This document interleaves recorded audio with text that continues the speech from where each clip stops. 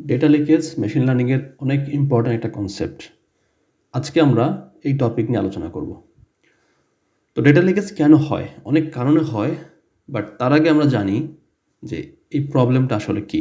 দেখেন, machine learning model ডেটার উপর বেস করে চিট করে। কিভাবে চিট করে? দেখেন, পরীক্ষার হলে আমরা কি করি? পরীক্ষার হলে আমরা যা প্রিভিয়াসলি শিখি সেটারই আমি আনসার করি। ওকে, তো ব্যাপারটা যদি এরকম হইতো যে আগের থেকে হয়তো কিছুটা আমি ধারণা পাইছি পরীক্ষা সম্পর্কে, তাহলে এটা কিন্তু অ্যাকচুয়াল পরীক্ষা হইল না, এটা হইল কি? চিটিং। ওকে, তো সেম কাহিনীটা মেশিন লার্নিংয়ের ক্ষেত্রেও হইতে পারে। এটা যে নট অলওয়েজ হবে 100%, বাট সতর্ক থাকা ভালো। ওকে, তো বেস্ট প্র্যাকটিস কি সেটা নিয়ে আমি আলোচনা করব। তো ডেটা লিকেজ এই কনসেপ্টটা মূলত এখান থেকে আসছে। তো যদি ডেটা লিকেজ হয় তাহলে যে প্রবলেমটা হয় সেটা হলো মানে আনরিয়ালিস্টিক্যালি আপনি খুব ভালো অ্যাকুরেসি পাবেন, ইভেন টেস্ট কেসেও। আপনি তো ট্রেনিং ডেটার ক্ষেত্রে হাই অ্যাকুরেসি পাচ্ছেন, ইভেন আপনি টেস্ট ডেটার ক্ষেত্রেও ভালো অ্যাকুরেসি পাবেন, বাট এটাও আনরিয়ালিস্টিক্যালি আসবে। তো অ্যাকচুয়াল যে রেজাল্ট, সেই রেজাল্টটা পাবেন আপনি হচ্ছে প্রোডাকশনে। তো প্রোডাকশনে গিয়ে এটা ফেল করে বা কোলাপস করে। ওকে, সো দ্যাট ডেটা লিকেজ এই কনসেপ্টটা আপনাকে মাথায় রাখতে হবে মেশিন লার্নিং মডেল ইমপ্লিমেন্ট করার সময়।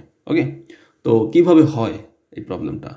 এটা হয় মূলত যদি ডাটা প্রিপ্রসেসিং করেন, আপনি প্রিপ্রসেসিংয়ের সময় আপনি ট্রেন টেস্ট স্প্লিট করার আগে যদি আপনি স্কেলিং করেন ফুল ডাটা সেটটাকে, স্কেলিং বা এনকোডিং বা ট্রান্সফরমেশন, তাহলে এই প্রবলেমটা হইতে পারে।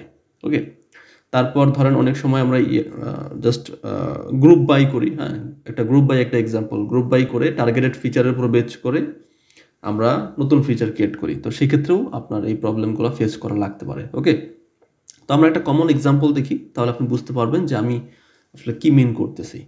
আমি এখানে একটা সিম্পল একটা কাজ দেখাচ্ছি। আমি রিগ্রেশনের জন্য একটা ডাটা সেট জেনারেট করছি। ওকে, তো আমি যেটা ভালো প্র্যাকটিস না সেভাবে প্রথমে করে দেখাচ্ছি আপনাকে। দেখেন, আমি ধরেন স্ট্যান্ডার্ড স্কেলিং ইউজ করব। এখানে স্ট্যান্ডার্ড স্কেলিং ইউজ করার জন্য আমি যেটা করতেছি, আমি স্ট্যান্ডার্ড স্কেলার ইম্পোর্ট করছি। তারপর আমি কি করছি? ফিড ট্রান্সফর্ম করছি কার উপর? ফুল ডাটা সেটের উপর, ফুল এক্স। ওকে, মানে পুরো ডাটা সেটকে আমি একবারে ফিড ট্রান্সফর্ম করে ফেলছি। তারপর আমি ট্রেন টেস্টে সেপারেট করতেছি। ওকে, তো যদি এটা করি, এটা কাজ করবে, অফকোর্স কাজ করবে এবং এটা খুব ভালো পারফরমেন্স আসবে।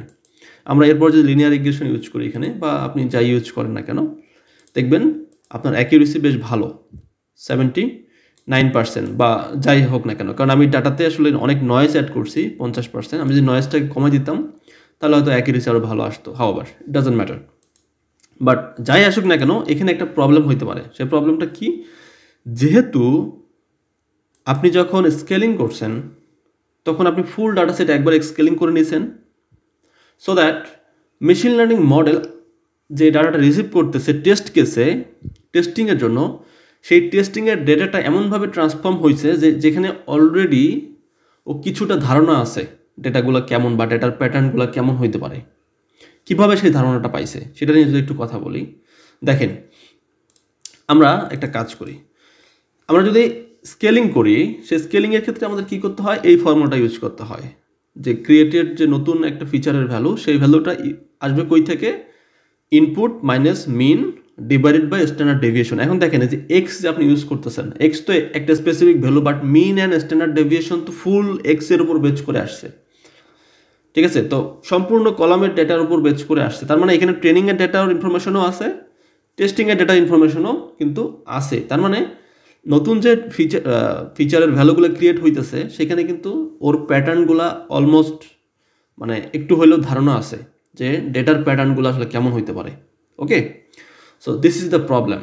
সো এই প্রবলেমের সলিউশনটা কি? এই প্রবলেমের সলিউশন হইতেছে যে আপনি আগে ট্রেনিং টেস্ট স্প্লিট করে নেবেন, এক্স ওয়াই আগে সেপারেট করে নেবেন।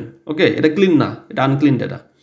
সেপারেট করে নেওয়ার পরে তারপরে আপনি ট্রেনিং যে ডাটা ইউজ করতেছেন, সেই ট্রেনিং ডাটার উপরে আপনি হইতেছে ফিড ট্রান্সফর্ম ইউজ করবেন। ওকে, ফিড আন্ডারস্কোর ট্রান্সফর্ম ইউজ করবেন। আপনি করছেন, এখন আপনি নেক্সটে যখন টেস্টিংয়ের ক্ষেত্রে যখন আপনি প্রিপ্রসেস করতে যাবেন তখন আর ফিট ইউজ করবেন না, তখন ইউজ করবেন কি শুধুমাত্র ট্রান্সফর্ম। বাট আপনি যেহেতু ট্রেনিং এবং টেস্টিং দুই ডাটাকে আপনি আলাদা আলাদাভাবে সেপারেট করতেছেন, সো দ্যাট এখানে ইনফরমেশন লিকেজ হওয়ার কোনো চান্স নাই।